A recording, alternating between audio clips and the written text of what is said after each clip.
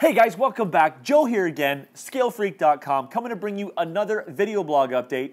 It is Sunday. Had some things go on this week. Wanted to give you guys a bit of an update as to what's happening and what's coming next, as always.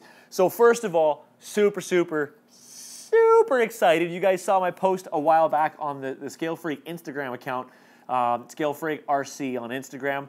Basically, I ordered the portal axles from RC4WD, and let me tell you, they're in. So I am super, like ridiculously stoked to get these things installed on the Fbom. I'm hoping that I can get the time to get this installed done, possibly today, possibly tomorrow, have it to you later this week. I'm hoping. I haven't even had a chance to look at the instructions yet to see how involved it is, to see how much time I'm going to have to set aside. But the parts look fairly simple. Shouldn't take me too long to do the install. Of course, the packages, I have the fronts, the rears, the fronts, the rears, and of course the link kit so I can connect it all together. So these things here are going to go on the Fbom, which is currently using the stock axial axles. And I don't think it'll take too long, but man, I am hyper stoked to get these things installed. So I'm trying to make time for this today. Also, thank you guys for those of you who posted that RC4WD. You guys saw that video I did on the worn winch, the 9.5 CTI winch from RC4WD, and I did make comment how I thought that the worn fair lead for the front of it was just a little bigger than what I wanted it to be, and I kind of wished it was black. And then some people were like, hey, they just released a black one. So thank you guys. Not only is it black to match the bumper better, but it's actually a little bit smaller. So it's exactly what I wanted. So thank you guys for posting that on there. And the Fbom is going to get a new servo. So this is the same servo that I threw into the Red Devil Recon a while back from Savox. It's the Savox SW1210SG. So waterproof servo, 277 ounce of torque. It's kind of what I'm looking for. It's a slower servo. The servo that's been in the Fbom has actually been a short course servo, an SC1258 or 1268. I forget which number it was, but basically only 168 ounce of torque, but stupid fast. I've actually had to turn down the servo speed using my my Airtronics MT4 to make it manageable. Otherwise, the thing was like with the wheels. So I actually slowed it down to make it a little more realistic. This guy here, waterproof. I'm not a big water guy. I like to stay on the rocks, kind of my favorite terrain, rocks and normal trails. But the servo is one of the first things, other than the axle, that's going to hit the water. So I've had that non-waterproof servo submerged more than a few times, and it's still fine. But I'm not taking my chances. I got myself a waterproof servo for the front of it. And of course, because I ordered some stuff from RC4WD, I got a bunch of RC4WD stickers. I'm a bit of a sticker collector. I've got piles of them laying around. So those will go into the pile. Eventually, I will use them. Another piece of information, which is pretty neat, my wife, for the holidays, picked me up an Xbox One. I've been trying to talk her out of it for quite a long time now, and all of a sudden she's like, no, it's happening. Our Blu-ray player went, and she thought, you know what, let's just get an Xbox One. I've worked hard in 2014. She feels that I deserved it, whatever. So the first game that I got was Forza 5, which for any of you guys who know about how much I love racing, that's really the only way I would go.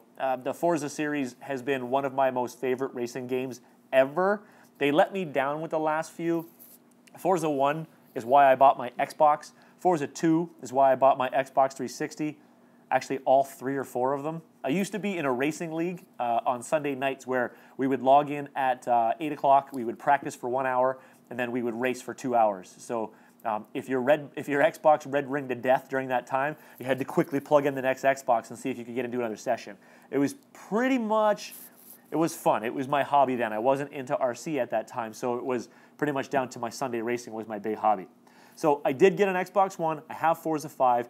If you want to find me on Xbox Live, my username is Devilstang, DVLSTANG. But I do not subscribe to Xbox Live, so you can add me as a friend, and you'll be able to see my stats, and you'll be able to race against my Drivatar and stuff like that. But I don't talk on Xbox Live. I don't race on Xbox Live. I don't chat on Xbox Live. So if you send me messages, I'm not going to check them. I don't even go to that section of Xbox Live to see messages. I'm really just there to turn it on for a little bit, race a few races while my kid's napping, and then shut it down. So my kid is still more important. My RC is still more important. I just get on every once in a while, and then my wife uses it to play Destiny. So you can add me if you'd like, but please don't be upset if I don't talk to you on there. I don't talk to anybody. Today, I got my list down here of the things I'm talking about. Today was my first ever trip to Bass Pro Shop. As odd as that may sound. Bass Pro Shop, I've never been in one before. The closest one up until last November, like November 2014, was a 2-hour drive away. They opened one, a 5-minute drive for me. I was waiting till after Christmas just to see if the crowds died down, and then I stopped in there today. Dude, that place blew my mind. And now I can see why people have been driving for 2 hours to go check that store out. Funny enough, we spent $36 on my first visit, and it was all for my dogs. We just got them a couple blankets and stuff like that. But my wife and I decided that we will be taking up a new hobby together. We made a commitment that when Bass Pro Shop was open, we were going to start into archery. So we were pricing out some compound bows, some of the supplies we need, some of the targets. We were pricing all that stuff out today. So I think probably sometime mid-summer, her and I are going to head in and just throw down the credit card and buy everything that we want so that we can start practicing that. Just something that her and I can do together, safe-ish.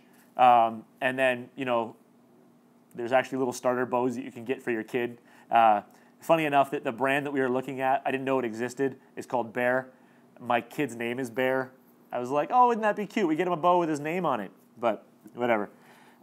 You guys may notice as well, it's gone. It's actually amazing how much of you guys actually pay attention to these videos. Down in this area of the shelf back here, there was a RC4WD Jan11 2 for a while. That was there for more than a few videos. I was actually storing it for somebody, and they've come and picked it up. So no, it was not my kit. No, I will not be doing a build series on it. I really wanted to. He actually gave me permission to do an open box on it, but I knew how excited he was to build this project, so I just said, no, you do it all yourself. It's your kit. I'm not going to open it up and start tearing open bags and stuff like that. It's your baby. So you can probably, as soon as I know where it's going to be, because I know he is going to be meticulous with his build, and very, very lengthy with the build. So he's going to spend the time. He's going to put the wrench into it. If he starts building a build thread, I'll make sure I post it so you guys can see that as well. The guy's name is Gander, and he's just a really kick-ass guy. So and he's got these ideas for a scale truck that I think is going to blow everyone away. So you guys you'll see that coming if he releases a build series for it. Speaking of the build series, the 2015 Viewer's Choice Project is going swimmingly right now. I can't believe the amazing people that have joined the Scale Freak RC Facebook page and gone into there to vote. And I didn't think, now first let me preface this by saying, I know the GCM product is amazing. I know it's amazing, but I didn't know how much following GCM really had. I posted the 5 trucks, the GCM, the J2, the GCM J2, the Vitera Ascender, the Axial Rubicon SCX10, the Axial Race Spawn, and the RC4WD Trailfinder 2.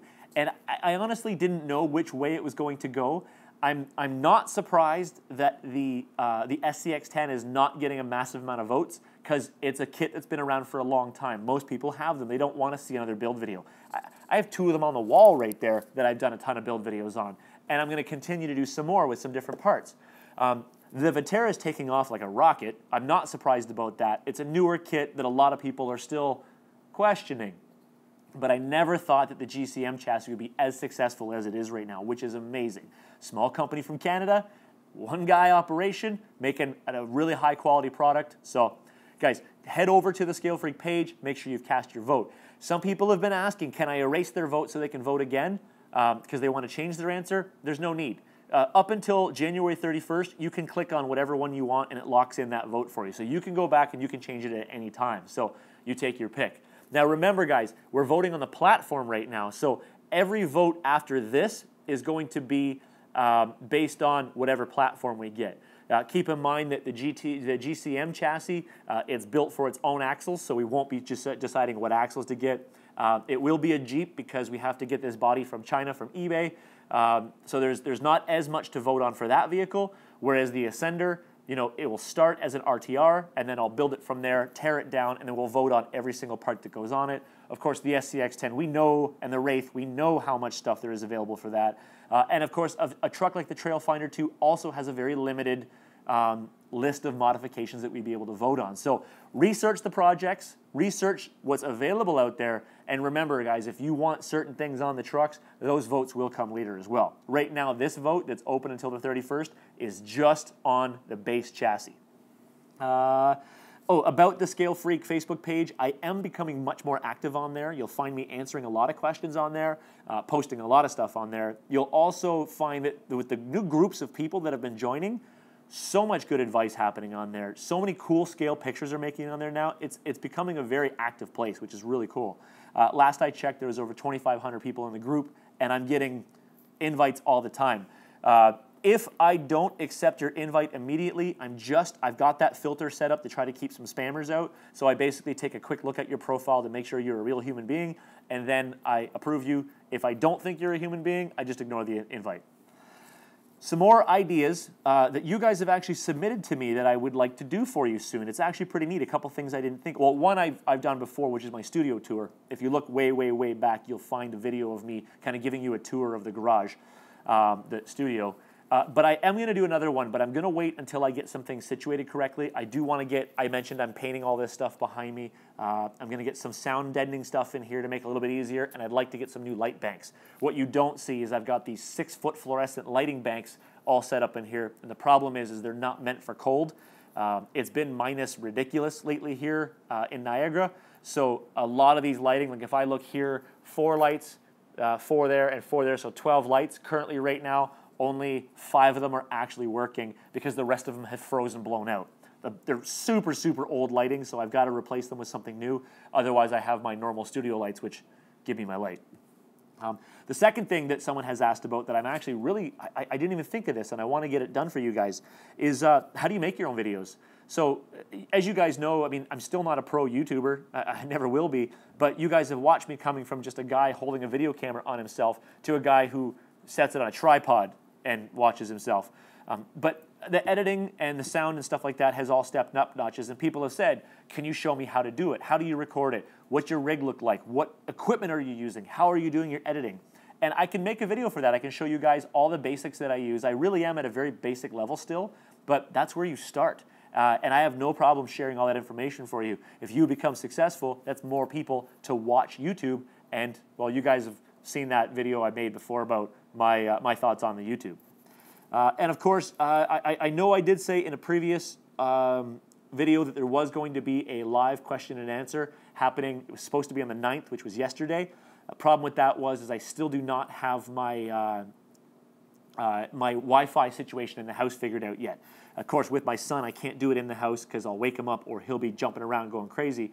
So I have to bring it out to the studio. But the problem is in the basement, I have these super, super, super old fluorescent lighting, like archaic fluorescent lighting. And when you flick those suckers on,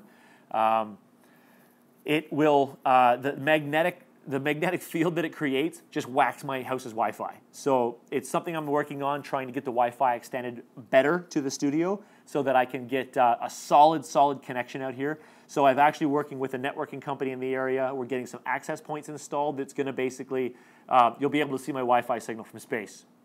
Was kind of how they said it. So I'm going to get that set up. And then I also want to get the fluorescent lighting changed over to something new, which is I'm researching as well. There's some pretty neat stuff out right now. So that's about it for today. The video is getting a little long in the tooth, and I wanted to just give you guys an update of what has been happening. And I think that if I can get some heat in this studio, the furnace has been running for a bit, but it's that cold outside that the furnace is trying to fight off like a minus ridiculous. I would like to get into the install a little bit of the portal system so that I can get that done, and I can't wait to see what that's going to look like on the Fbom. So thank you guys for watching. As always, I really super appreciate. Thank you guys to my subscribers. There's over 8,500 of you subscribed now. I've got over 1 million views. It is fantastic. So of course, if you are finding this upon a whim that you found it, thank the person that shared it. By the way, thank you guys for sharing. Of course, click on the subscribe button up here to get all my updates. I do release some videos that do not get put out on RC Community, so you'll have to be a subscriber in order to get that link. Of course, go ahead and click on the like button. I think it's down on one of these sides. or dislike if you don't like the video, whatever. But like button I would prefer. And of course, comment below on anything else that you'd like to see videos on. I'm actually really pumped about making some stuff that you guys are asking for. As long as I have the means to do it, I'll do it. And of course, guys, for those of you that have been sharing this, thank you guys. I get an update every time somebody shares this video under the Google+, and I really appreciate it. It shows me that I'm making something that you like to watch, and you want your friends to see it. So guys, thank you very, very much for hanging out with me today. I really hope you guys are having a good warm winter. For anybody who's down in California, I was watching some Tim Smith racing Instagram and saw that you guys got some snow as well. So maybe some bad stuff's going to happen. If California's freezing over, yikes. But guys, thank you very much again for hanging out. Thank you for watching. Have a great night.